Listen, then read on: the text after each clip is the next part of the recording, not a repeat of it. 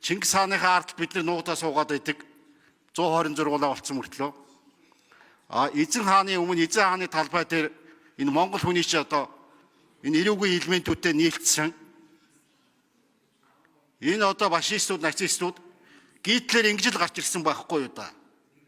Хэдхэн жилийн өмнө 5-6 жилийн өмнө Сүхбаатарын талбай дээр одоо Чингисийн талбай дээр хичнээн гэр бариад тэр одоо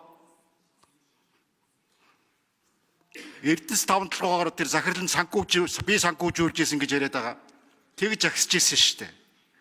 Зүгээр өнөөдөр иргэн хүн гарч ирээд талбай дээр яагаад энэ утаа агаарч юм байна? Би ээж болох гэж байгаа хүүхэд гарахад олигтойн газар төрж болохгүй юу гэсэн ийм хэлж яагаад болдгүй юм бэ? Энийг яагаад ингэ хаагаад боогод байд юм бэ? Яг энээс эхлээл бид нар дарангуул руу явж байгаа байхгүй юу? За улсын их хурлын чуулган магадгүй маргааш нөгөөдрөөс авцарлах бах. Битгий нэг хэд оноод ирэхэд энэ талбайг одоо Монгол хүний цусаар бялтчихсан байгаарай да. Бид нар арчилсан уйсгадаа хийхдээ бол Охтны хамраас тусгаргаагүй ийм Монголын ард түмэн шүү. Ийм ард түмэн байгаа.